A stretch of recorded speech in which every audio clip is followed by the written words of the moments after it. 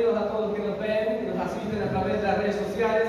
Que Dios los bendiga mucho. Aquí estamos en Cieneguilla, somos la iglesia Conexión de Fe, que nos conectamos todos los días con nuestro Dios. Amén. Aleluya, bien, bienvenidos todos.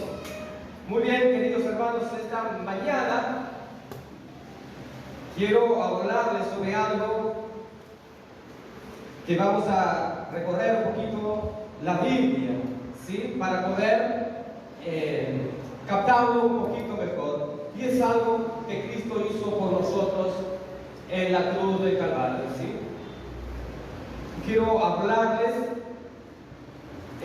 sobre la redención. Sobre la redención. Quiero comenzar leyendo Levíticos capítulo 25.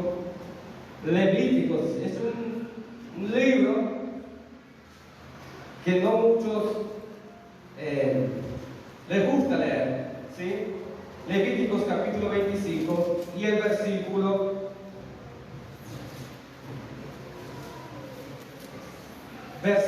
10. Versículo 10 dice así: y santificaréis el año 50 y pregonaréis libertad en la tierra a todos sus moradores. Ese año será de jubileo y volveréis cada uno a vuestra posesión y cada cual volverá a su familia. El año 50 os será jubileo, no sembraréis ni segaréis lo que naciere suyo en la tierra, ni vendimiaréis sus vendimios, porque es jubileo santo será a vosotros, el producto de la tierra comeréis. Muy bien, también quiero leer el versículo 25, Levíticos 25. Dice así: cuando tu hermano empobreciere y vendiere algo de su posesión, entonces su pariente más próximo vendrá y rescatará lo que su hermano no hubiera vendido. Y cuando el hombre no tuviere rescatador y consiguiere lo suficiente para el rescate, entonces contará los años desde que vendió y pagará lo que quedare al varón a quien vendió y volverá a su posesión. Muy bien, mas si no consiguiere lo suficiente para que se le devuelva lo que vendió, estará en poder de lo que compró hasta el año del jubileo. Y el año del jubileo saldrá y volverá a su posesión. Sí.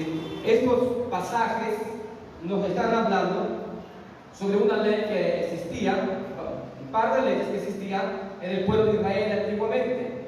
¿Sí? La palabra redención significa el rescate a través de un pago. El rescate mediante un pago. Eso significa redención. Eso significa redimir, ¿sí? Y Dios estipuló leyes para su pueblo en este sentido. Y Dios dijo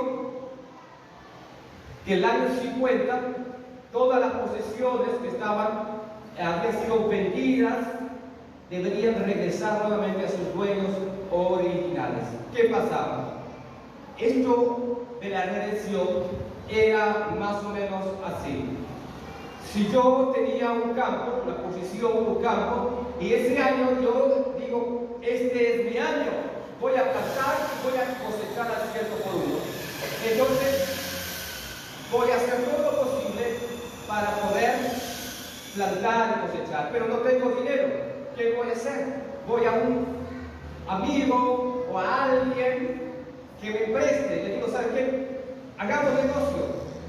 Yo tengo el campo, tú tienes el dinero, vamos y juntemos, unamos fuerza y hagamos juntos este negocio.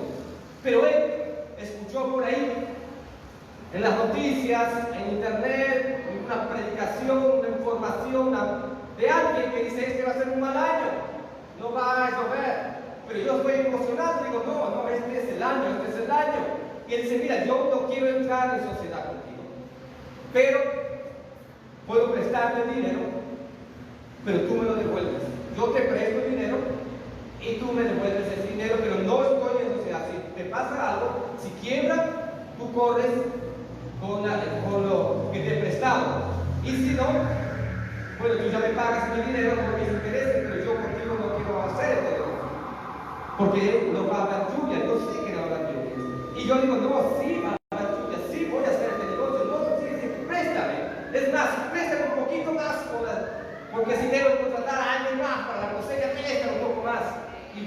persona le presta. Resulta que comienza el año y siembra y planta y todo, pero de repente comienza a mirar al cielo y no hay nubecitas negras. Y mira y no hay nubecitas negras. Y cae un par de gotas, pero no es lo suficiente. Y ese año es la cosecha perdida. ¿Qué hago yo? Voy a mi prestamista y digo, ¿sabes qué? Tenía razón. No sé dónde has visto. Si Elon Musk te lo dijo, algo pasó allí, pero tú sabías. No te hice caso, me fui tercamente, pero no tengo el dinero. ¿Qué tienes? Bueno, tengo estos animales. Bueno, pero no son suficientes.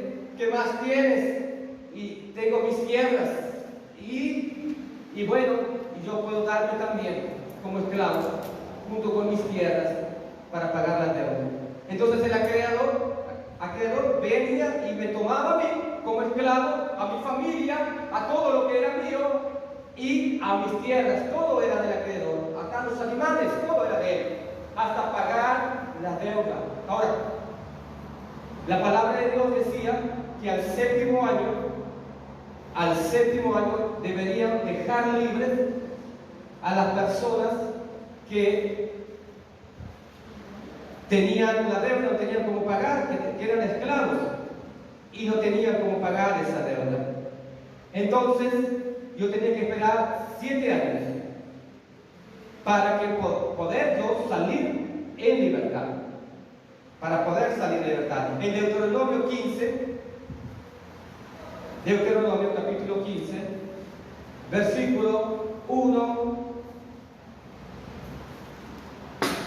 Éxodo, Números y Deuteronomio 15, 1, dice así: cada 7 años harás remisión, y esta es la manera de la remisión. Perdonará a su deudor todo aquel que hizo el préstamo,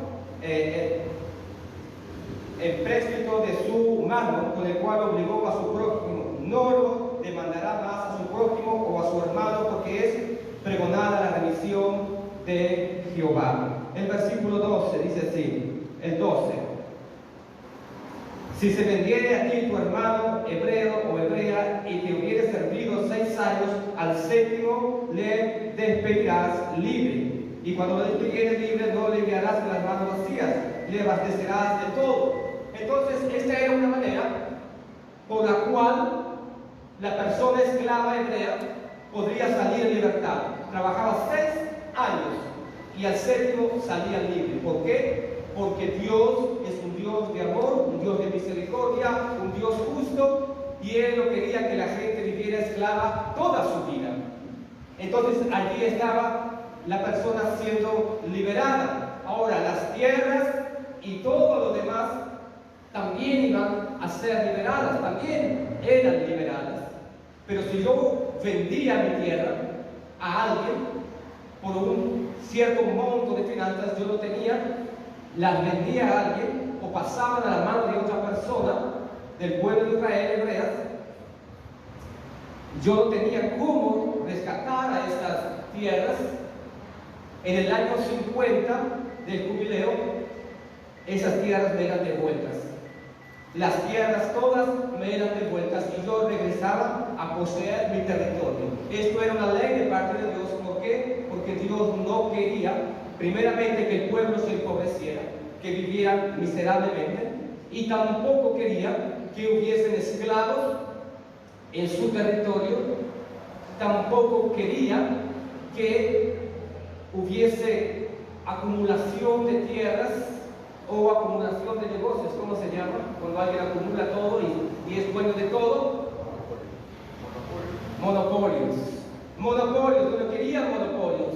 Entonces las tierras fueran devueltas nuevamente a sus dueños originales para que ellos siguieran trabajando y poseyeran nuevamente lo que era de ellos. De esta manera todo el pueblo iba poco a poco prosperando y tenía nuevamente yo la oportunidad de hacer las cosas bien de esta vez y prestar oídos. ¿Sí? Entonces todo esto era una forma de libertad. Ahora, ¿qué pasaría si yo Todavía me falta, el primer año todavía me faltan 5 años más para salir de libertad. Bueno, ¿o qué pasaría si todavía estaba yo recién? El año del jubileo fue el año pasado y yo me endeudé este año, el primer año del jubileo, todavía tengo 49 años por delante. Imagínate, saldría ancianito de allí. Ya ni vale la pena salir, ¿verdad? Quédate ahí nomás, viviendo ahí. Seguro, vas a salir a cosechar y a trabajar la tierra con la edad que tienes, que te mantengan ahí. Pero si yo estuviera en ese tiempo, recién endeudado en el año número 1 del jubileo, no tenía, o no tenía para pagar, lo que sucedía es que alguien podría venir y pagar mi deuda y liberarme de la esclavitud de la mano de esa persona. O podría rescatar también mis tierras y liberarme de la esclavitud de la mano de esa persona. Ahora, eso no quiere decir que yo ya era libre de todas las cosas, no. Me liberaba de la mano de esa persona y de la esclavitud de esa persona. Y pasaba a manos de la persona que me ha comprado, la persona que ha pagado mi deuda. Es cuando los bancos hacen eso entre ellos, ¿verdad? Van y compran la deuda del otro. Entonces algo similar sucedía en este tiempo. Entonces yo pasaba a manos de este otro. Ahora, ¿quiénes eran los únicos que podían redimir? La persona que podía ir y rescatar la propiedad o redimir la propiedad se llamaba el Redentor. El Redentor se llamaba esta persona. Entonces tendría que ser un pariente cercano, el único que podía venir y redimirme. Entonces yo pasaba a ser esclavo de mi pariente cercano que me redimió. Seguía siendo esclavo, sí, seguía siendo esclavo, pero como era un pariente cercano, no me trataría como un esclavo, me trataría como familia. Y dice, bueno, yo te rescaté, te redimí, ahora tú eres mío, pero yo te voy a tratar como familia, te voy a tratar bien, humanamente, y podía llegar a acuerdos también. Mira, trabaja tu tierra, y haz tus cosas, tienes que pagar mi deuda, me devuelves mi dinero, y así vamos trabajando. Y llegaría a acuerdos con su familiar cercano, con su Redentor. Una de estas historias de redención es la historia de Ruth. ¿Sí? Vamos al libro de Ruth, por favor. El libro de Ruth está escondidito ahí en la Biblia. Los que tienen Biblia física. El libro de Ruth está antes de Samuel, de 1 de Samuel, y está después del libro de Jueces. Está ahí, metidito el libro de Ruth. Una historia que aconteció en ese tiempo. Todos conocemos, la mayoría de nosotros conoce la historia de Ruth.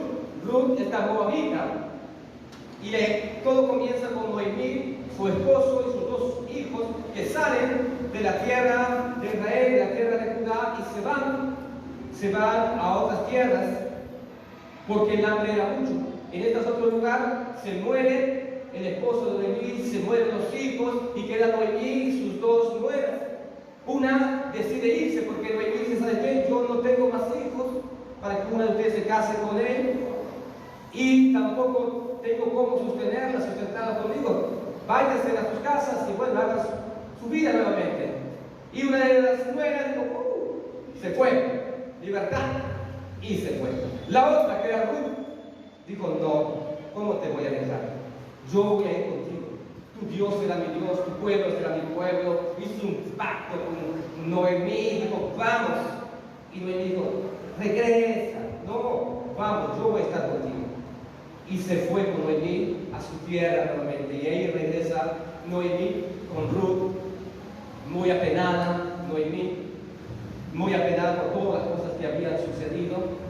Y regresa ahora, en todos estos años, Noemí había perdido sus tierras, había perdido todo lo que le pertenecía a ella y no tenía nada, y era como una viuda pobre y miserable junto con su nuera, también pobre y miserable. De hecho, era tan pobre que ellos iban a espigar en los campos. ¿Qué significaba espigar?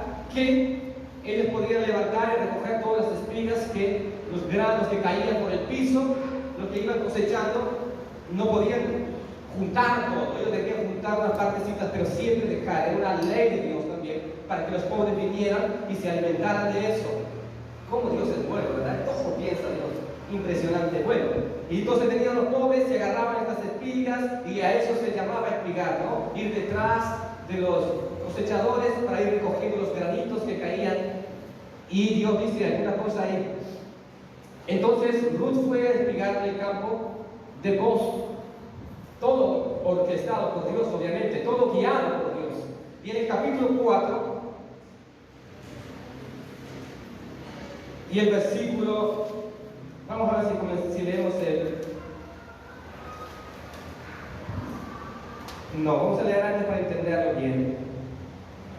Bueno, después de todo lo que Noemí, la trama que Noemí hizo con Ruth, digamos, dijo: mira Ruth, lo que tú vas a hacer, la instruyó en las costumbres judías, le dice: anda, estate junto con vos, eres nuestro pariente cercano, y él puede ayudarnos, él puede redimirnos, él puede comprar todo lo que era nuestro nuevamente y regresar todo lo que era nuestro. Y entonces la instruye en las costumbres, en las leyes judías, y la envía. Y ella va, y luego que se presenta y todo más, lo que acontece con vos.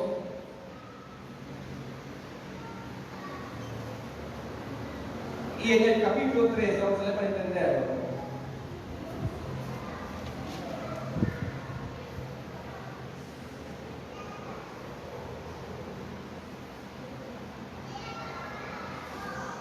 Y el versículo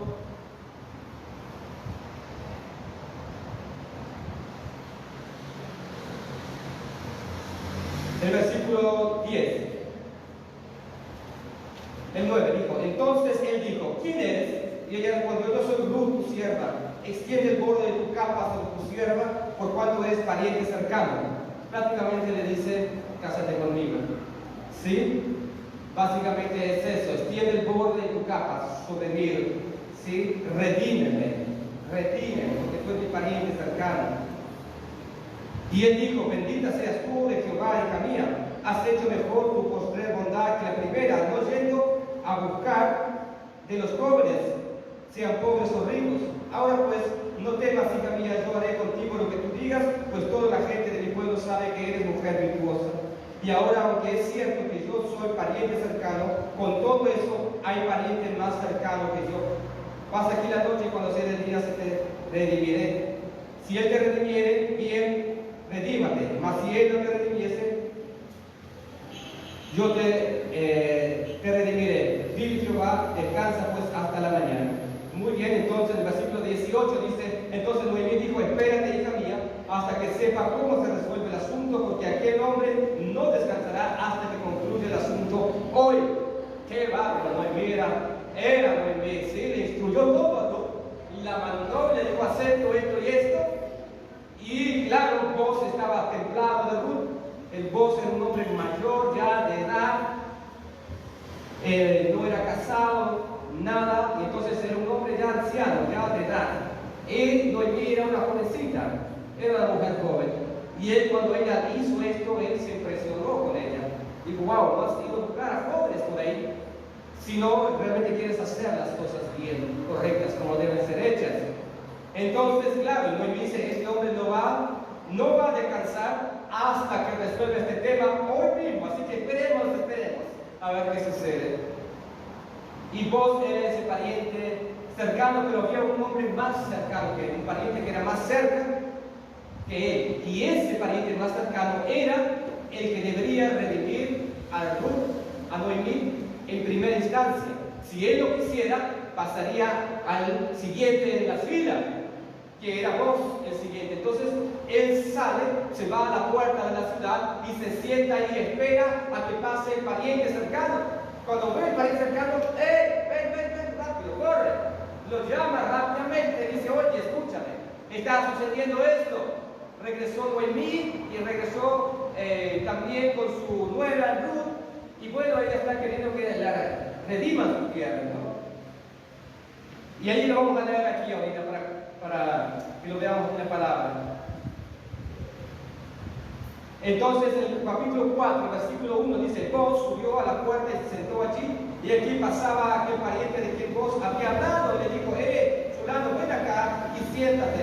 Él vino y se sentó. Entonces él tomó a 10 varones de los ancianos de la ciudad y dijo, sentaos aquí. Y ellos se sentaron. Los 10 varones, los ancianos, eran los jueces, eran las personas ancianas las que juzgaban a la puerta sentados de la ciudad. Entonces los llamó para que sean jueces, para que sean testigos de lo que estaba sucediendo. Entonces él tomó a esos 10 varones. Luego dijo al pariente Noemí, que ha vuelto del campo de Moab, vende una parte de las tierras que tuvo nuestro hermano Elimelech, y yo decidí hacerlo saber, y deseando que la compres en presencia de los que están aquí sentados y de los ancianos de mi pueblo. Si tú quieres redimir, redime, y si no quieres redimir, decláramelo para que yo lo sepa. Porque no hay otro que redima sino tú y yo después de ti. Y él respondió, yo redimiré. Imagínate el corazón de vos. Cuando dijo el otro pariente, yo voy a comprar los campos, porque pensó que eran solo los campos, pero vos tenías un as debajo de la manga, y dijo, entonces replicó vos, el mismo día que compres la tierra de mano de Noemí, debes tomar también a Ruth, la moabita, mujer del difunto, para que se restaure el nombre del muerto sobre su posesión. O sea, tienes que tomar a Ruth como tu mujer, tener hijos con ellas, y el hijo que ellos tengan tendrá el apellido del difunto marido, para que su nombre no desaparezca y su heredad también no se pierda. Y él dijo, bueno, comprar las tierras es una cosa, vamos a traer y hacer todo esto. Me respondió el pariente, no puedo redimir para mí, no sea que dañe mi heredad. Redime tú usando de mi derecho, porque yo no podré redimir. Había ya desde hace tiempo esta costumbre en Israel tocante a la redención y al contrato, que para confirmar en cualquier negocio el uno se quitaba el zapato y lo daba al compañero, y eso servía de testimonio en Israel. Entonces el pariente dijo a vos, tómalo tú, y se quitó el zapato. Y vos dijo a los ancianos y a todo el pueblo, vosotros sois testigos hoy de que he adquirido de mano de Noemí todo lo que fue de Elimelech y todo lo que fue de Quilión y de Malón, y que también tomó por mujer a Ruth, la moabita, mujer de Malón, para restaurar el nombre del difunto sobre su heredad, para que el nombre del muerto no se borre de entre nuestros hermanos y de la puerta de su lugar. Vosotros sois testigos hoy. Y todo quedó ahí. Asunto sacado. Se fue Boaz con su zapato de trofeo del otro, diciendo, aquí está. Tomó algo, se casó con ella, redimió las tierras y restauró todas las cosas. Qué bonita historia, ¿verdad? Qué bonita historia es esta. Qué bonita historia del pariente cercano, del Redentor, de aquel que viene del rescate. En Efesios capítulo 1 y versículo 7 también nos habla de alguien que es nuestro Redentor.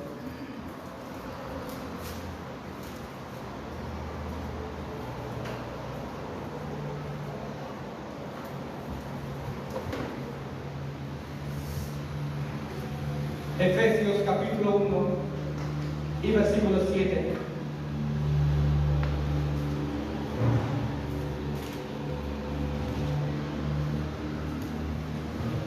Efesios 1:7. En quien tenemos redención por su sangre, el perdón de pecados según las riquezas de su gracia.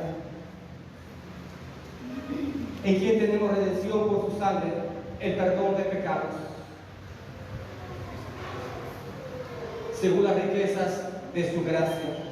Cristo es nuestro Redentor. Cristo también es nuestro Redentor. Él nos redimió, nos compró por precio y nos hizo suyos.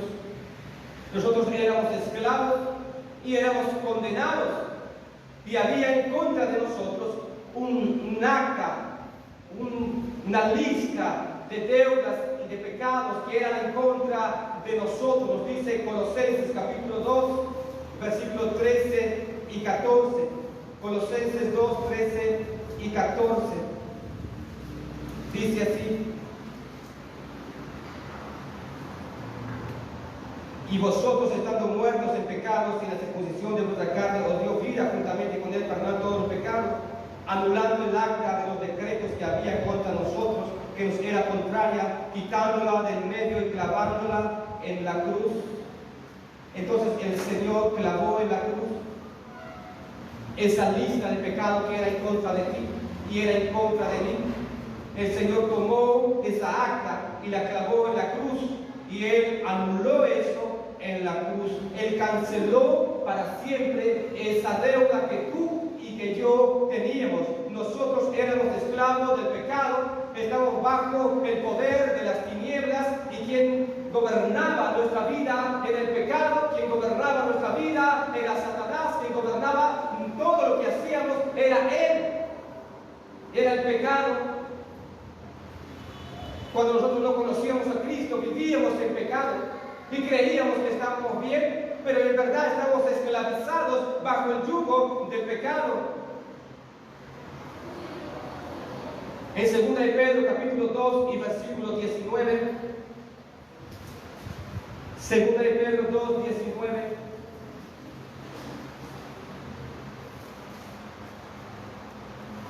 dice así: les prometen libertad y son ellos mismos esclavos de corrupción, porque el que es vencido por alguno es hecho esclavo de lo que lo venció. Nosotros estamos bajo la esclavitud del pecado, todos nosotros, creyendo que vivíamos en libertad, creyendo que hacíamos lo que queríamos, pero en verdad nadie hacía lo que quería. Todos éramos conducidos por el poder del pecado que obraba en nuestra vida, porque Él era nuestro amo y Él era nuestro esclavizador, y no podríamos hacer libres ni liberados del alcohol ni de las drogas, ni podríamos hacer liberados de una vida de corrupción, de la avaricia o la codicia, del orgullo que guiaba las vidas. Estamos bajo el poder del pecado.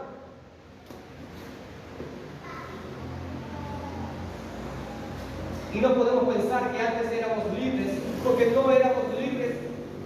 No éramos libres viviendo esclavizados.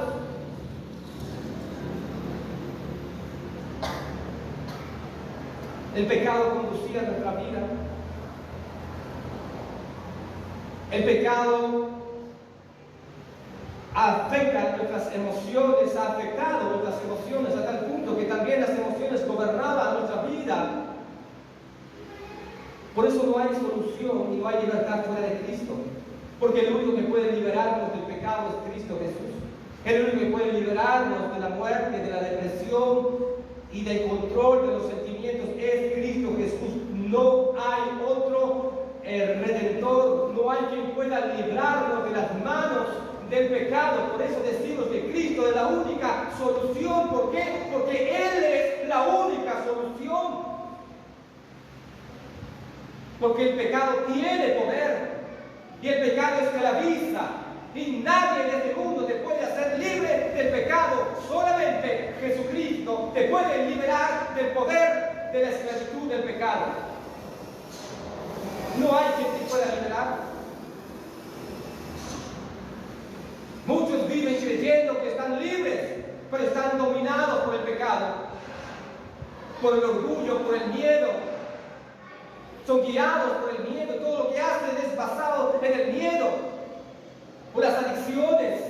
Todo eso controla su vida y no pueden liberarse de eso. Obviamente que no, porque el único que puede sacarlos de ti es Cristo, quien también nos redimió de la maldición de la ley. Gálatas 3:13. Él nos redimió de la maldición de la ley, haciéndose Él.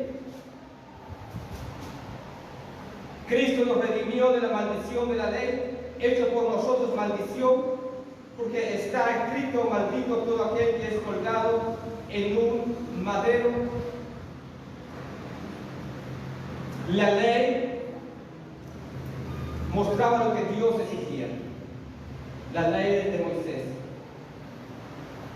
y nos dejaba condenados, porque nadie podría cumplir la ley, ni nadie podía ser liberado de la ley. Ella nos mostraba lo que Dios exigía, los 10 mandamientos, por ejemplo, lo que Dios exigía, pero nadie podía cumplir los 10 mandamientos. Nadie podía cumplir la ley de Moisés. Por eso estaban todos los sistemas de sacrificios, para que cuando pecaran, cuando fallaran, venían y sacrificaban un animal en su lugar, porque la ley exigía el castigo. Pero cuando Cristo vino, Él murió en la cruz para pagar y para liberarnos de la maldición de la ley, para liberarnos a cada uno de nosotros. Ahora, no solamente podemos saber lo que es bueno, sino tenemos el poder para vivir lo que es bueno. Todos tenemos el poder para vivir lo que es bueno dentro de nosotros, porque el poder del pecado ya no nos domina. Tenemos ahora un nuevo amo. En Efesios 1:7 que habíamos leído, Cristo nos compró, nos rescató y nos redimió con su sangre. Él nos perdonó de nuestros pecados. En 1 Pedro 1:18, 1 Pedro capítulo 1 y versículo 18, dice así: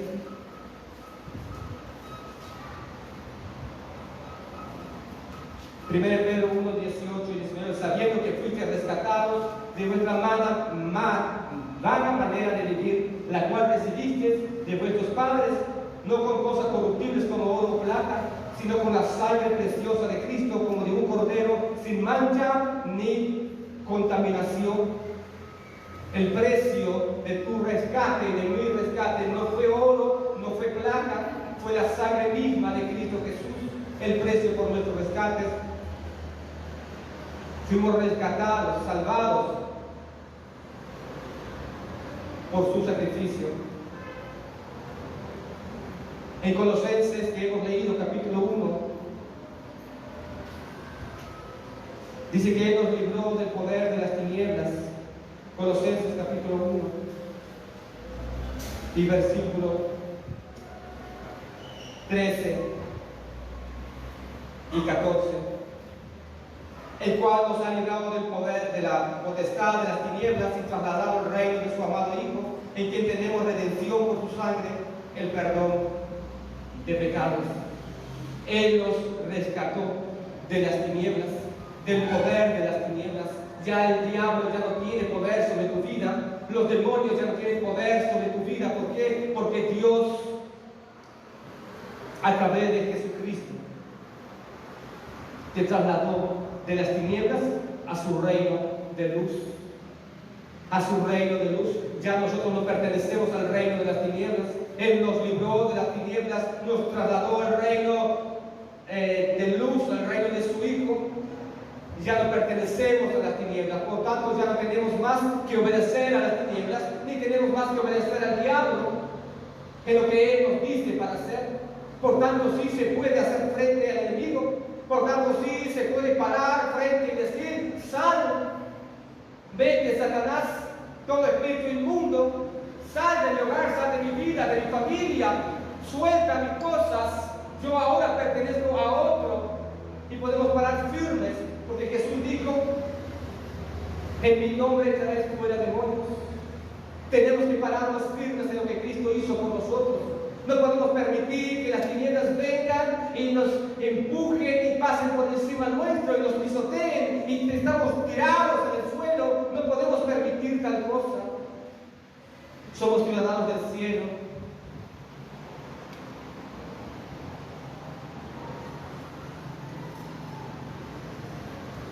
Y algo bien interesante de todo esto, 1 Corintios capítulo 6. 1 Corintios 6.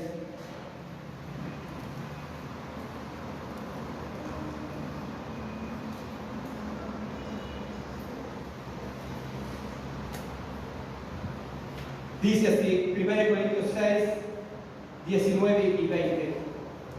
¿O ignoráis que vuestro cuerpo es templo del Espíritu Santo, el cual está en vosotros, el cual tenéis de Dios y que no sois vuestro? Porque habéis sido comprados por precio. Glorificad pues a Dios en vuestro cuerpo y en vuestro espíritu, los cuales son de Dios. ¿Qué quiere decir esto? ¿Qué quieren decir estos versículos? Quieren decir que nosotros no somos nuestros mismos, que tú no eres tu dueño, que tú no eres tu dueña. Por tanto, no puedes hacer lo que tú quieres ni lo que se te antoja a ti, ni vivir de cualquier manera, de la manera que se te antoja a ti, ni tampoco salir fuera de los límites, los parámetros, las leyes, los reglamentos del reino de los cielos. No puedes salirte de allí, porque tú no eres tu dueño, tú no eres tu dueña, tú no eres tuyo mismo. Tú fuiste comprado, dice, con precio de sangre. Ahora tú perteneces a Cristo, ahora tú eres de Cristo Jesús. Por tanto, glorificar, dice, glorificar a Dios en vuestro cuerpo, en vuestro espíritu, los cuales son de Dios. Tú eres de Dios, tú no eres tuyo mismo. Entonces, cada vez que tenemos que hacer algo, cada vez que tenemos que tomar alguna decisión, tenemos que pensar, tenemos que consultar al Señor y tenemos que preguntar a Dios si eso es de su voluntad, si es eso lo que Él quiere que hagamos, porque nosotros ya no somos nuestros mismos. Dice 2 Corintios capítulo 5 y versículo 15, 2 Corintios 5, 15, y por todos murió, para que los que viven ya no vivan para sí, sino para aquel que murió y resucitó por ellos. O sea, nosotros que ahora vivimos, ya no vivimos para nosotros mismos, vivimos para Él. Entonces, queridos hermanos, tenemos que vivir para Dios, porque ahora somos del Señor. Ahora tú eres de Cristo, porque Él te rescató. Ahora Él no solo rescató tu espíritu, tu alma o tu cuerpo, Él rescató todo lo que es tuyo, y todo lo que tú tienes, y todo lo que tú eres, le pertenece a Dios, le pertenece a Cristo. No nos pertenece a nosotros. Todo lo que tenemos pertenece al Señor. Y nosotros decimos muchas veces, sí, Señor, todo es tuyo, todo es tuyo. Realmente todo es mío. Y de repente el Señor nos prueba en algo para ver si realmente todo es mío. Y de repente el Señor nos pide algo para ver si realmente todo es mío. Todo lo que tú tienes y lo que yo tengo le pertenece a Dios. No te pertenece a ti. Toda tu vida le pertenece a Dios. No te pertenece a ti. Todas tus finanzas le pertenecen a Dios. Voy a tocar el tema más adelante. Le pertenece a Dios. No te pertenece a ti. No es tu dinero, no es tu casa, no es tu familia, ni siquiera es tu silla. Todo es de Dios, porque Él te redimió y Él te rescató. Y todo lo que tú tienes, con todas las cosas, viniste a ser de Cristo. Y todo le pertenece a Él.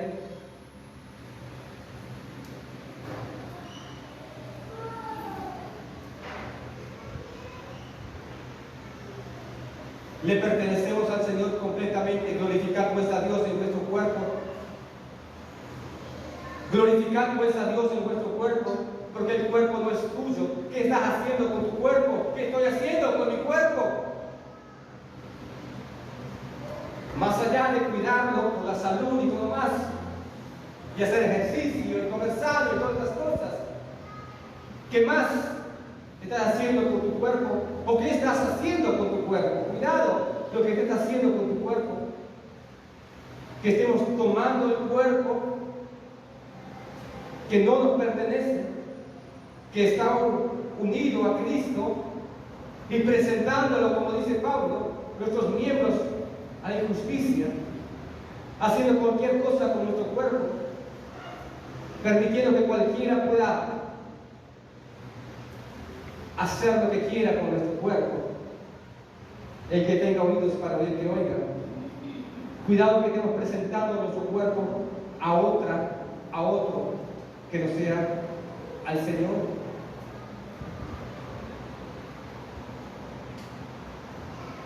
Cuidado que estemos contaminando nuestro cuerpo. Glorificar pues a Dios en nuestros cuerpos.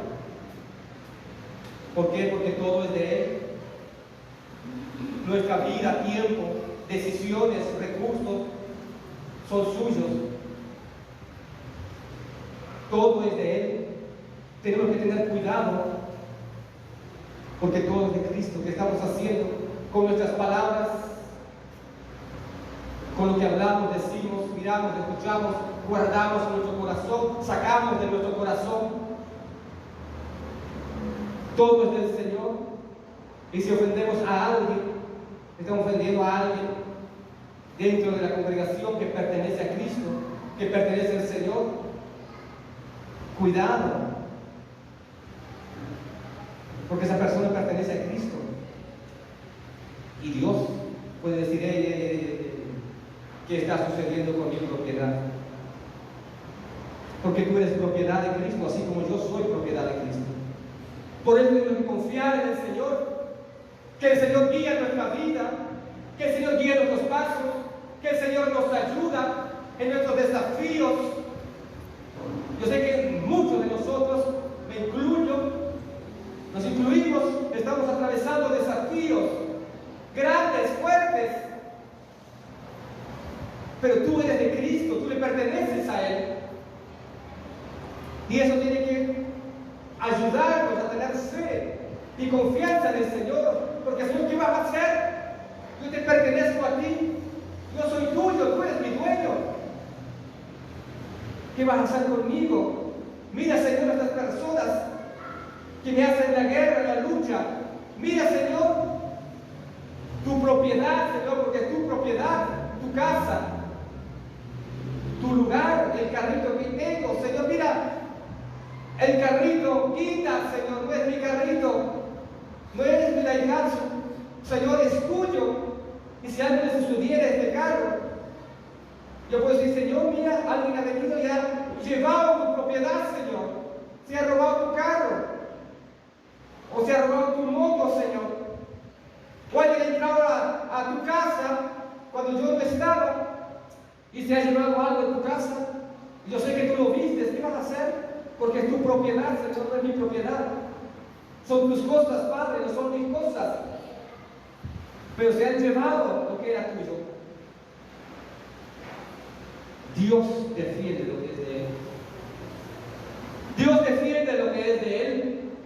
Por eso es importante entender este principio de que tú no eres tuyo, de que Cristo nos compró y nos redimió, nos rescató, así como vos redimió, rescató a Noemí, a Ruth y todo lo que tenían, dándole una nueva oportunidad y chance, y trasladándole, dándole una nueva manera de vivir a ellas, y ahora todos eran redimidos, rescatados por vos,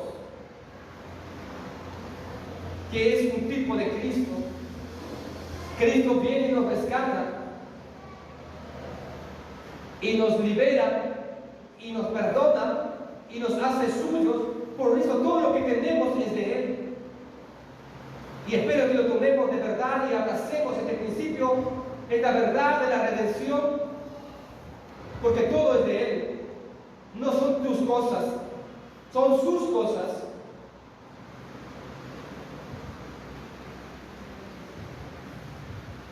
Y tenemos que tener más temor con las cosas que le pertenecen a Dios.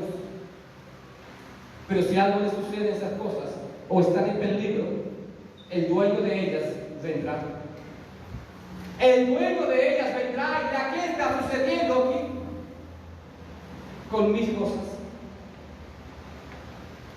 Eso me da confianza, que si alguien viene a atentar contra ese carro, el Señor, mira lo que sucedió, no sé cómo vas a arreglarlo, pero eso es tuyo, no es mío, Señor, y se lo han llevado.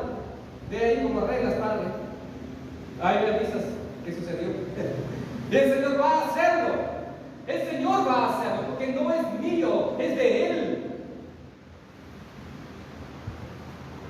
Y nosotros solo administramos. Romanos 14:8, para ir avanzando, porque de este tema hay mucho para hablar y el tiempo es muy corto. Romanos ¿Qué dije? 14, 8 y 9, perdón, dije al revés, ¿verdad? Romanos 14,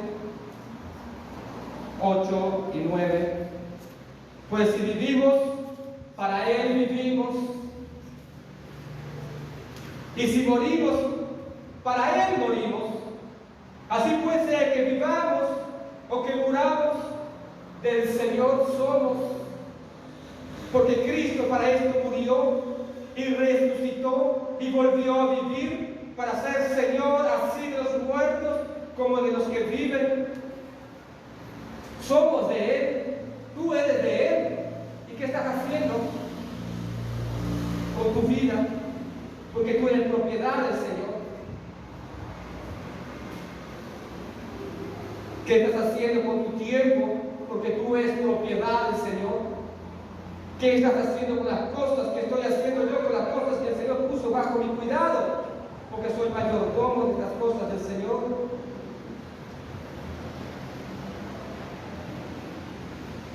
Lucas 6:46. ¿Por qué me llamáis Señor, Señor, y no hacéis lo que yo digo?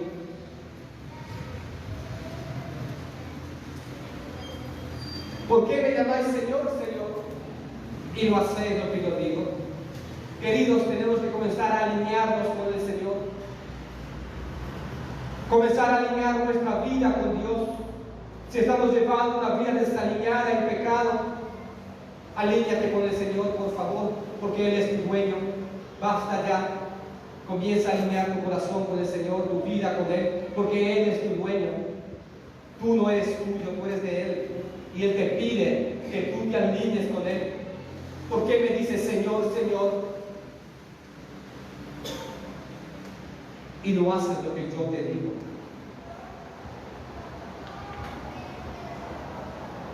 Todo lo que tenemos, lo que somos, es de Cristo. Así que cuando vamos a decirle, Señor, ayúdame en esto, Señor, prospérame en esto, Señor, sana en esto, Señor, mira a mi familia en esto, tenemos que verificar y chequear primeramente que estamos viviendo de acuerdo a lo que Él nos está pidiendo. Porque si yo no estoy viviendo de acuerdo a lo que el Señor me está pidiendo que yo viva, ¿con qué cara le voy a decir, Señor, Señor, atiende mi pedido? Mira, Señor, ayúdame en esto, en esto y en aquello. Y no estoy viviendo como el Señor pide que yo viva. Cuidado, no nos engañemos, dice el Señor. No te engañes. Si le vas a decir, Señor, abre puertas, Señor, prospera a tu hijo, Señor, ayúdame en esto, Señor, haz este milagro. Primero garantiza que tu vida esté bajo el señorío de Cristo y que estés viviendo como Cristo pide que tú y yo vivamos. Amén. Amén. Amén. Gloria a Dios. Tenemos que alinearnos debajo del señorío de Cristo, porque Él nos compró, ya no somos nuestros. Eso quiere decir que las cosas que nos suceden, el Señor las conoce y las sabe. Y si nosotros estamos alineados con el Señor, y si nos pasa algo malo o algo, tenemos que creer y confiar que el Señor va a guiar nuestras vidas y que todo va a estar bien. ¿Por qué? Porque yo no le pertenezco a mí, le pertenezco a Él.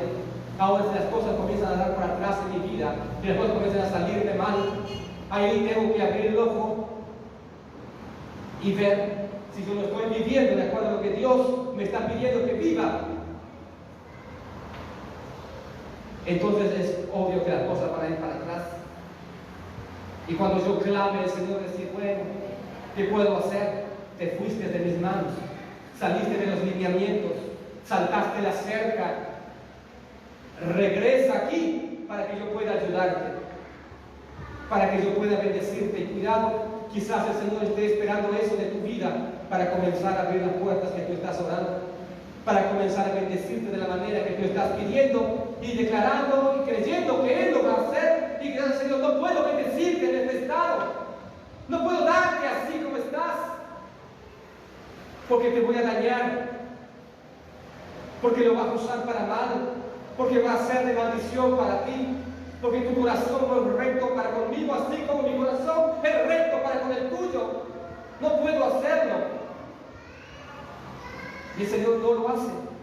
Pero Él nos dice, ¿sabe qué? Alíñate conmigo para que yo pueda bendecirte, empujarte, ayudarte, levantarte, abrir las puertas, prosperarte. Por eso el apóstol Juan dice, amados, deseo que sean prosperados en todas las cosas, así también como prospera vuestra alma. Así como prospera nuestra alma, prosperará todas vuestras cosas. Nuestra alma solo prospera con nuestro Señor. Nuestra alma solo prospera con Dios, con Cristo.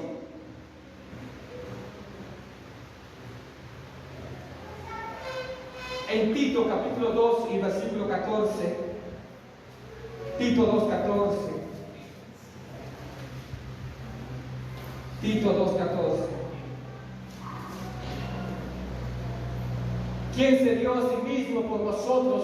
Cristo se dio a sí mismo por nosotros para redimirnos de toda iniquidad y purificar para sí un pueblo propio, celoso de buenas obras, para redimirnos, para rescatarnos, para comprarnos, para sacarnos de la esclavitud, de la iniquidad y del pecado y purificarnos, para que tú y yo seamos celosos de buenas obras.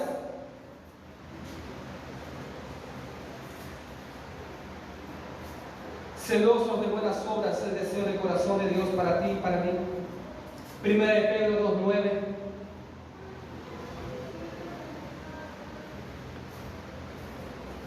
Primera de Pedro 2:9. Mas vosotros sois linaje escogido, real sacerdocio, nación santa, pueblo adquirido, comprado, pagado por precio de sangre, pueblo adquirido por Cristo Jesús, por Dios, para anunciar las virtudes de aquel que los llamó de las tinieblas a su luz admirable, para anunciar las virtudes de Dios. Tú fuiste comprado, rescatado, redimido para ser celoso de buenas obras y para dar a conocer las virtudes de aquel que te sacó de las tinieblas a su luz. Tenemos que ser testigos de quién es nuestro Dios. Pero soy testigo con todo mi ser, con lo que yo hablo y digo. Tengo que ser testigo con mi manera de comportarme, de mirar y hacer las cosas, las virtudes de aquel, para anunciar las virtudes de aquel. Cuando yo empiezo a renegar y a gritar, estoy anunciando las virtudes de aquel. Cuando me aprovecho, estoy usando las virtudes de aquel.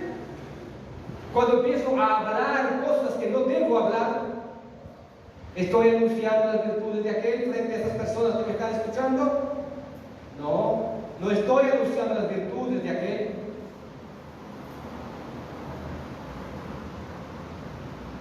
Cuando hablo y digo cosas y me levanto y camino en orgullo, estoy anunciando las virtudes de aquel.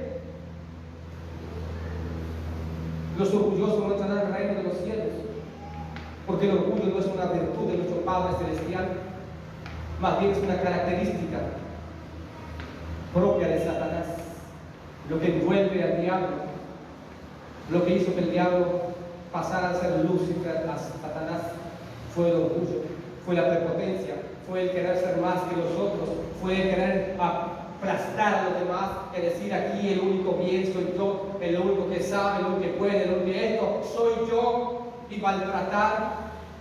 Esas son las virtudes de aquel que te llamó de las tinieblas a la luz. No son sus virtudes. No son sus virtudes. Queridos, la palabra es dura, ¿verdad? Pero es buena. Es buena porque nos hace más como Cristo. ¿Y sabes qué? Cuando entendemos que fuimos rescatados, redimidos y que ya no somos nuestros, sino pertenecemos a Él, y todo lo que tenemos pertenece al Señor, es de Él, cambiamos Todo cambia. Es una nueva perspectiva de mirarnos y vernos. El reconocer que nada nos pertenece. 1 Corintios 4:7, ya voy terminando. ¿Qué tienes que hayas recibido? Y si lo recibiste, ¿por qué te glorías como si no lo hubieses recibido? Todo lo que tienes, lo has recibido. ¿Por qué te glorías como si no lo hubieses recibido?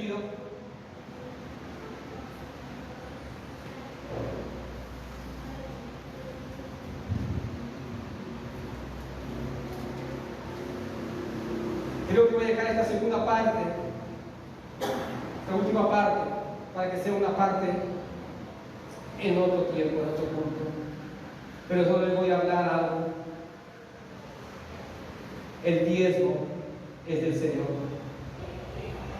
El diezmo es del Señor. Todo es de Cristo. Todo es de Cristo.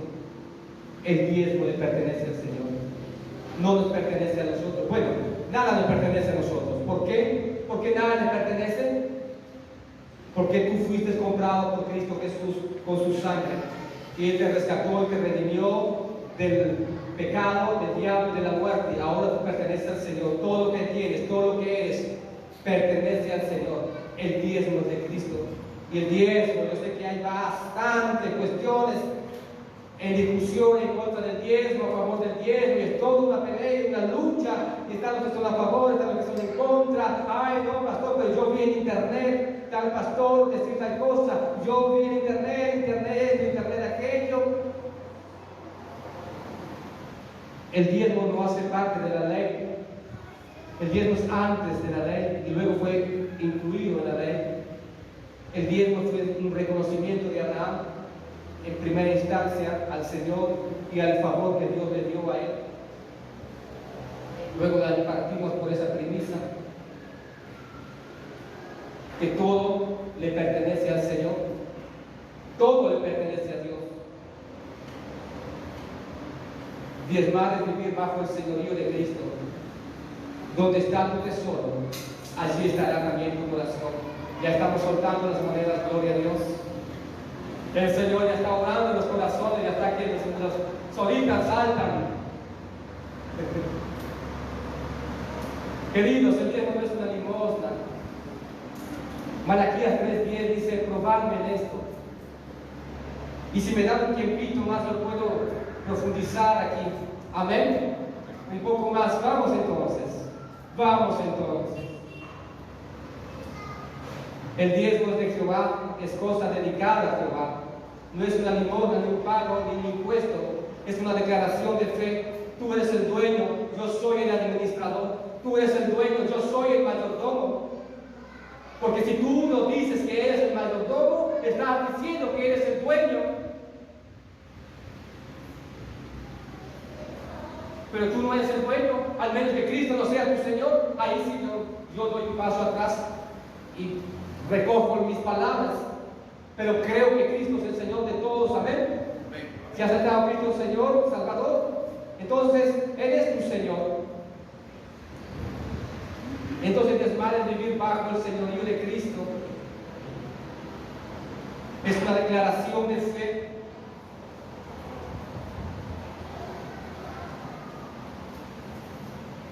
Él me redimió todo lo que yo tengo. Entonces yo diezmo no por obligación, no porque la ley manda, no es porque la ley manda, porque Abraham diezmó antes que existiera la ley. La ley vino con Moisés. No es por obligación, no es porque la ley manda, sino es por honrar a Dios y es por un corazón grato a Él. Yo honro al Señor y yo estoy grato al Señor, por eso le doy al Señor, le devuelvo al Señor, mejor diciendo, o le doy lo que Él me pide, el 10%. Ahorita les voy a hablar de un ejemplo increíble en la palabra de Dios que escuché de un pastor y lo voy a comentar con ustedes. Si decimos que Cristo es nuestro Señor, pero le damos lo primero de nuestras finanzas, tenemos que hacernos la pregunta: ¿de verdad Cristo es mi Señor? ¿De verdad todo lo que yo tengo es de Él? Y si yo no estoy haciéndolo, entonces porque realmente no estoy confiando y no estoy creyendo en que Él es mi dueño.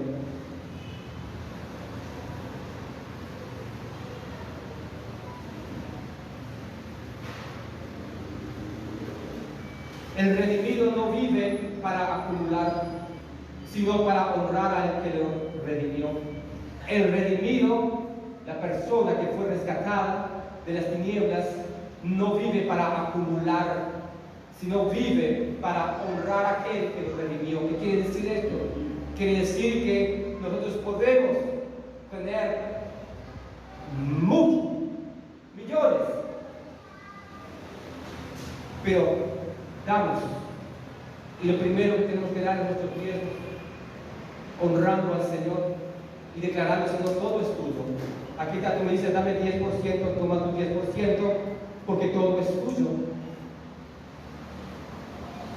Vivimos para honrar a Dios, para declarar las virtudes de aquel que nos llamó de las tinieblas a la luz. De esta manera estoy declarando y estoy viviendo.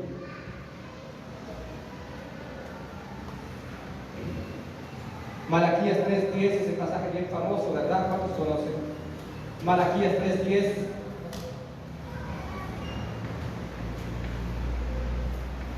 Se habla mucho de esto cuando uno va a recoger los diezmos. Malaquías 3:10: trae todos los diezmos al alfolí y haya alimento en mi casa, y probadme ahora en esto, dice Jehová de los ejércitos, y no os abriré las ventanas de los cielos y derramaré sobre vosotros bendición hasta que sobreabunde. Prueba al Señor. Yo sé que no tenemos que tentar ni probar a Dios, pero aquí Él mismo está diciendo: no soy yo, es su palabra que dice: probadme ahora en esto. Y quizás hayamos caminado y prosperado un poco, pero estamos ahí. Quizás es porque no estamos diezmando, y de repente cuando comencemos a diezmar, el Señor sigue su plan de prosperidad con nosotros y sigue bendiciéndonos. Probadme ahora, dice. Prueba al Señor. ¿Por qué no pruebas a Dios 2-3 meses a ver cómo te va? Prueba al Señor 2-3 meses, 3 meses. Agarra, Señor, yo voy a probarte, voy a confiar en ti con todo mi corazón. Aquí está mi diezmo. 1 mes, 2 meses, 3 meses. Prueba al Señor. A ver si el Señor no abre las ventanas de los cielos, y de repente es lo que el Señor está esperando para abrir las ventanas de los cielos sobre tu vida. Por eso hablo de que si Cristo Jesús es nuestro Señor, tenemos que alinearnos debajo de Él y de sus principios y de su verdad para nuestra vida. Y de repente muchas cosas se van a destrancar, que están trancadas, cuando comencemos a ordenar nuestra vida debajo de los principios de la palabra de Dios. Él nos redimió para que vivamos vidas para Él. Somos de Él. Vivamos como Él pide que nosotros vivamos, para que Él pueda bendecirnos de la manera que Él dice que va a bendecirnos. De repente el Señor solo está esperando que comiences a alinear tu vida, a arreglar tu casa, a arreglar tus cosas, tu corazón, para desatar sobre ti la bendición. Y los diezmos simplemente es una parte de eso. No es todo lo que tenemos que hacer, porque hay muchas cosas en el corazón que tenemos que arreglar todavía. O en nuestra familia misma, con nuestra esposa, nuestro esposo, nuestros hijos. Tenemos quizás que arreglar cosas y alinear nuestro corazón y confiar en el Señor. Realmente, Dios, yo estoy viviendo como tú dices. Yo soy tuyo, Señor. Ya voy a terminar. Génesis capítulo 49. Génesis capítulo 49.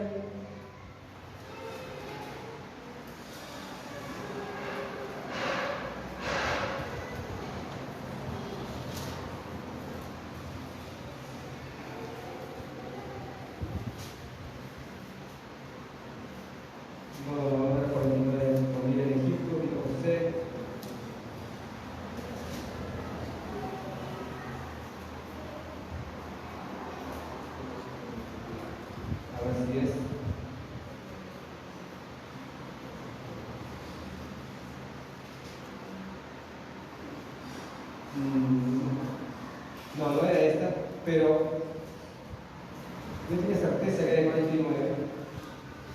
Pero es la historia de José en Egipto, cuando José viene al faraón.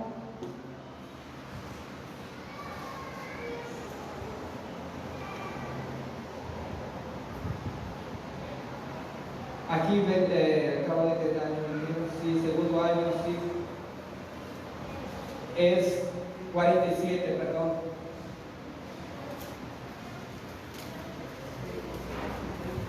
¿37? Sí, Génesis capítulo 47. Génesis 47. Mientras usted busca ahí, le voy hablando. Vino todos los 7 años de hambruna, primeros 7 años de abundancia, ¿recuerdan? Y luego 7 años de hambruna sobre Egipto.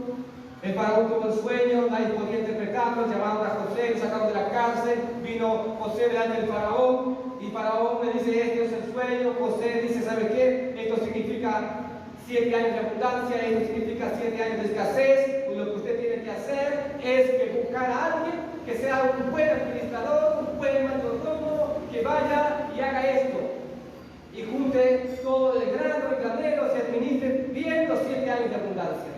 Muy bien, dijo faraón, ¿quién más que tú? Tú eres la persona indicada, José. Tú eres el que está revelando el sueño, tú eres el que tiene esta proyección, esta visión, tú eres el que está diciendo lo que hay que hacer. Tú eres el hombre correcto para este trabajo, hazlo. Y José lo hizo. Los 7 años de abundancia acumuló y acumuló y acumuló y acumuló. Llegaron los 7 años de escasez, comenzó a vender y a vender y a vender y dar, y vinieron los egipcios a comprar, y él vendía y venían y compraban. Cuando no tenían más dinero, ¿qué hizo? Vendieron sus animales. No tenían más animales, no tenían más dinero, vinieron nuevamente y José fue comprando todo. Y llegamos al capítulo 47, el versículo 19. ¿Por qué moriremos delante de tus ojos, así nosotros como nuestra tierra? Cómpranos a nosotros y a nuestra tierra por pan, y seremos nosotros y nuestra tierra siervos de Faraón, y danos semillas para que vivamos y no muramos y no seamos asolada la tierra. Entonces compró José toda la tierra de Egipto para Faraón, pues los egipcios vendieron cada uno su tierra porque agravó el hambre sobre ellos, y la tierra vino a ser de Faraón.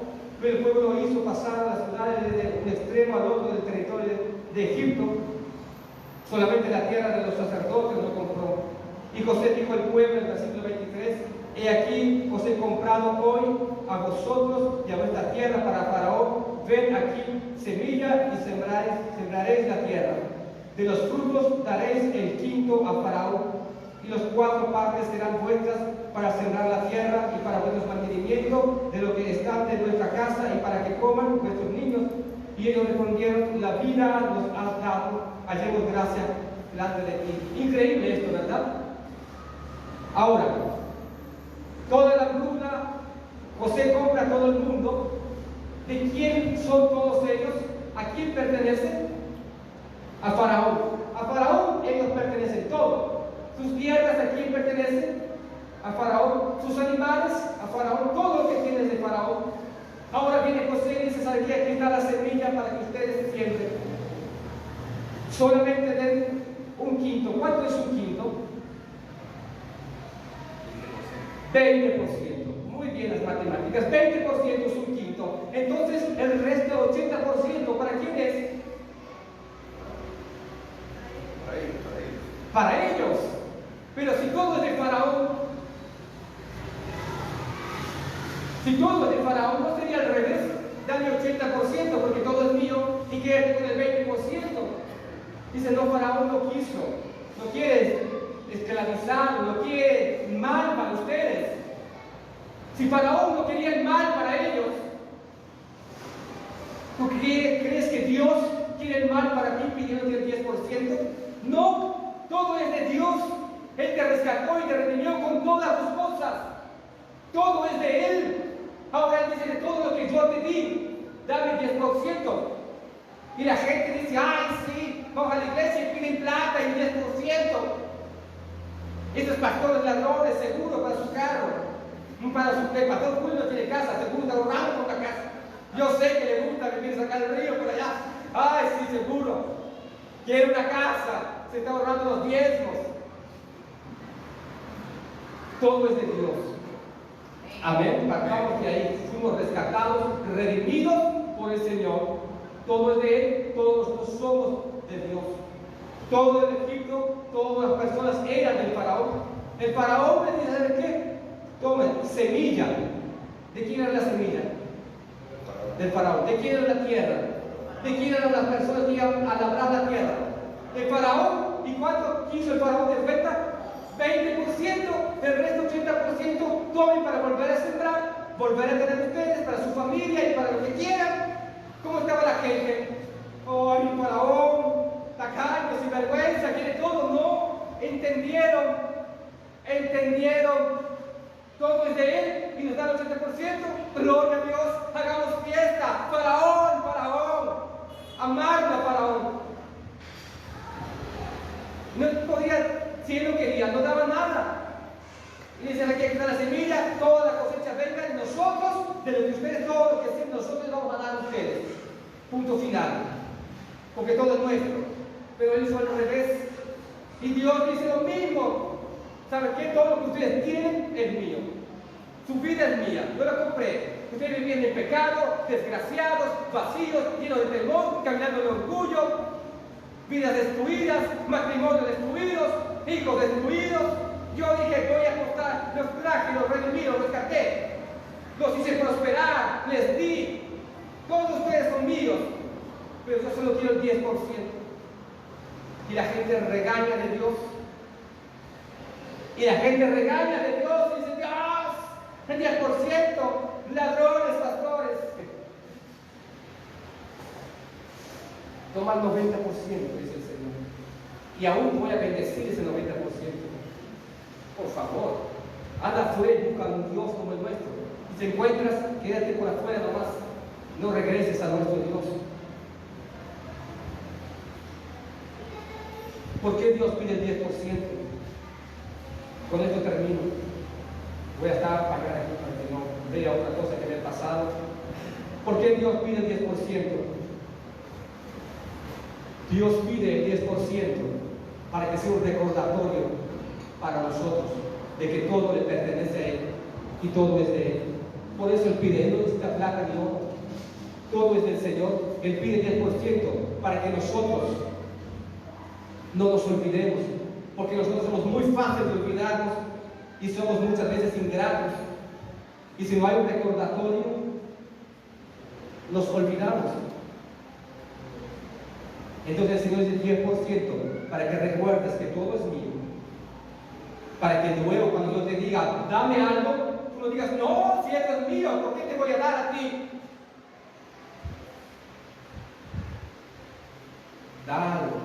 Cuando el pueblo con Josué pasó pasó el río Jordán y pasaron los sacerdotes, Dios dice, tomen de ahí 12 piedras, una por cada tribu, y levanten del otro lado del Jordán un monumento con esas 12 piedras para que recuerden este día, para que recuerden, no que ellos iban a olvidarse, no, ellos nunca se iban a olvidar que Dios los sacó y pasaron el Jordán, pero para que siempre lo tengan presente, que fue el Señor que los sacó de Egipto, los rescató y los trasladó y los pasó.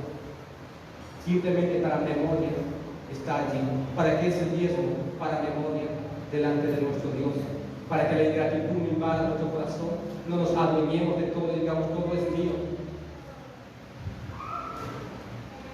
No, todo es de Él. Él pide el 10 y me deja el 90 y me bendice. Ese es nuestro Dios, Él es tu Dios, por favor. Él es tu Dios, Él es mi Dios. Amén. Aleluya, amén. Gloria a Dios. Vamos a ponernos de pie, por favor. Si entendemos realmente el principio de la redención, si entendemos cómo es el principio de la redención, más que es la acción de la redención, vamos a realmente ser agradecidos toda nuestra vida por todas nuestras cosas y por todo lo que Dios hizo y hace en nosotros. Seremos agradecidos siempre, siempre, siempre, porque Él es nuestro dueño, Él nos compró con su sangre, nos redimió. Había un acta, una lista gigante de pecados que decía: el pastor Julio merece morir. Estos pecados son solamente una ilustración. Desgraciado, fornicario, adicto, alcohólico, vagabundo y no sé cuántas otras cosas, una lista inmensa, desobediente y un montón de cosas. Y toda esta lista grande, delante de Dios, todo esto merece la muerte. El acta en contra de nuestras vidas, y los demonios saltan en esa acta y la abren y vienen y refregan en la cara: por esto tú eres nuestro, por esto tú nos perteneces, por estos pecados tú eres nuestro. El acta. Cristo vino, agarró eso: dame. Fue a la cruz, ¡bum! La clavó en la cruz, se clavó Él en la cruz. Dijo: ya no más condenación, ya no hay más un acta. Ahora yo los estoy rescatando, yo los estoy redimiendo, comprando para mi Dios. Voy a leer otro pasaje que me acuerdo ahorita, Apocalipsis. Ya me olvidé. Que dice que Él nos compró de toda tribu, lengua y nación, porque es el capítulo 5, para nuestro Dios. Para nuestro Dios. ¿Y sabe por qué Cristo tuvo que venir y hacerse hombre? Porque el Redentor tenía que ser un pariente cercano. El Redentor no podía ser una persona de otro país, o una persona de otro grupo familiar, de otro clan familiar. El Redentor tenía que ser un pariente cercano. Hasta en esas cositas Dios cuida de la gente, ¿verdad? Porque el pariente cercano lo iba a comprar y a redimir, tratarlo como familia, con bondad, con misericordia. Y por eso Dios vino y se hizo hombre. ¿Para qué? Para identificarse, ser uno de nosotros. Él vino y se hizo porque otro, como Dios, Él no podía hacer eso. Si Él viniese como Dios, en el estado de Dios, Él no podía morir en la cruz. Tenía que ser pariente cercano. Él se hizo uno de nosotros. Él se hizo nuestro Redentor, el pariente cercano nuestro. Por eso tuvo que hacerse hombre. Por eso tuvo que nacer en este mundo, crecer en este mundo y hacerse hombre, para rescatarnos, redimirnos como hombre y llevarnos a nuestro Dios y tratarnos no como esclavos, porque nosotros seguimos siendo esclavos, por favor. Todos nosotros seguimos siendo esclavos, pero ahorita somos esclavos de Él. Y es muy diferente ser esclavo de un extraño que ser esclavo de un pariente cercano. Y Él es nuestro pariente cercano. Él es nuestro Padre. Dios es nuestro Padre. Dios es tu Padre y es mi Padre. Y Él nos va a tratar con bondad, con benevolencia, con bendición, con amor, con perdón, porque Él es nuestro pariente cercano. Él es nuestro Dios, nuestro Redentor. Así es el Señor, y eso es lo que hizo por nosotros. ¿Qué podemos decirle en este momento? Cerramos nuestros ojos. Quiero que ponga una música, por favor, para orar. Y vamos a orar y agradecer al Señor, porque otra cosa no te queda y otra cosa no me queda a mí. Al menos agradecerle, y si tenemos que arrepentirnos por no vivir bajo su señorío o no reconocer que Él es nuestro Redentor, pedirle: perdóname, Señor. No he estado viviendo como tú dices. No he estado presentando mi cuerpo, Señor, delante de ti y viviendo para ti. De mi boca ha salido cualquier palabra, cualquier cosa. Perdóname, Señor. He vivido de cualquier manera, lejos de tu señorío, lejos de reconocer que tú eres mi Redentor, y menos todavía reconocer que todo lo que tengo es tuyo. Está a tu disposición para lo que tú quieras, que yo solamente administro, Señor, lo que tú me das. Y si yo soy un buen administrador, un buen mayordomo, tú me vas a dar más, Señor. Y si yo administro ese más y más me vas a dar, porque ser un buen administrador para tu gloria, para tu honra, para tu reino, porque todo es tuyo, Señor. Sé fiel en lo poco y en lo mucho te pondré. Ese es el versículo de nosotros, los administradores del reino de Dios. Si somos fieles, el Señor te dará más. Pero si ni siquiera podemos ser fieles con el 10%, estamos orando por prosperidad, alineémonos Alineémonos en tu corazón, alíñate con el Señor, con el tiempo. El tiempo no es tuyo, el tiempo es de Dios. Olvídate que el tiempo es tuyo. El tiempo no es tuyo. El tiempo es de Dios. Administra el tiempo para el Señor. Si yo soy tu Señor, ¿dónde está mi obra? Yo soy Padre, ¿dónde está mi obra? Administra el tiempo para Dios. No le des sombras ni migajas a tu Dios. No lo trates a Dios de esta manera porque Él no se merece. Él no se merece que lo trates con migajas. Migajas de finanzas, migajas de tiempo, migajas de tu vida, migajas de entrega y dones, de talentos. ¿Tú crees que Dios merece o necesita nuestras migajas? Por favor. Todo es para nuestro bien. Todo es para nuestro bien.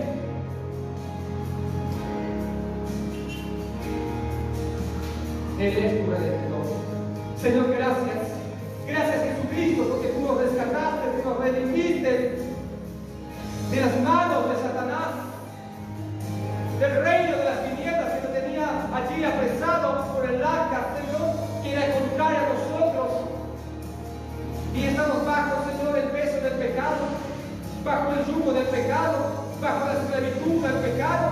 Oh, Cristo, y apareciste tú, nuestro pariente cercano, apareciste tú, nuestro Redentor, oh, nuestro rescatador, apareciste tú, Señor, que vino a hacerse hombre para llevarnos al reino de la luz,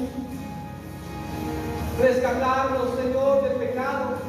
Ahora que el pecado ya no tiene poder sobre nosotros, ahora que el pecado no tiene dominio sobre tu vida, tú puedes decir, ¿sabes qué? Basta, hasta aquí no más. Fuera el temor, fuera el miedo, fuera el orgullo. Caminaré en santidad, en amor, en aprecio, en honra. Caminaré en libertad. Honraré a Dios de mi vida por mi ser. Aleluya, alinearé mi corazón con el corazón de mi Dios. Haré su voluntad. Hoy seré prosperado en ella, porque Él me compró con su sangre en la cruz. Él me compró. Yo soy de Él, no soy mío mismo, le pertenezco. Gracias, Jesús, yo te pertenezco. Yo soy tuyo. Aleluya, Señor, bendice a mis hermanos. Señor, a los que nos ven a través de las redes sociales, a los que están aquí, Señor, en el nombre de Jesús, que el poder de la convicción de tu palabra, Espíritu Santo, venga al corazón de cada uno, los llene con esta convicción, Señor, de que tú eres nuestro Redentor, que tú nos has comprado y todo es tuyo, Señor. Que nuestra vida está en tus manos y que si algún día estamos en apuros, en aprietos, necesitados, tú vendrás a defender tu heredad, tú vendrás a defendernos porque somos tu propiedad, somos tuyos. Somos tuyos, Señor. Y tú vendrás, Señor, y dirás qué sucede con mi propiedad. ¿Qué está pasando con mis hijos? ¿Qué sucede con aquellos que yo he rescatado para mí? ¿Qué está pasando con mi pueblo? ¿Quién les está haciendo daño? Oh, Él vendrá por ti. Tengan cuidado aquellos que se levantan en contra de los hijos de Dios. Porque tú no eres tuyo, tú eres de Él. Tú eres de Él. Tú eres de Él, tú llevas la queja delante de Él y dile, esta persona está levantándose en contra de mí. Y el Señor dice, ¿qué? Con mi propiedad no, con mis hijos no, con lo que me pertenece no. Él vendrá a defenderte. Defiende, Señor, a tus hijas. Defiende, Dios, a tus hijos. Defiende, Dios, a tu propiedad, somos tuyos. Estamos en tus manos y tú eres bueno y misericordioso y lleno de gracia y lleno de amor. Padre, te alabamos, te honramos y te bendecimos en el precioso nombre de Jesús. Gracias, Señor. Gracias, Señor. Gracias, Señor. Amén. Amén. Aleluya. Gloria a Dios. Amén. ¿Qué tal si damos un aplauso al Señor? Aleluya. Gracias a todos los que nos están siguiendo por las redes.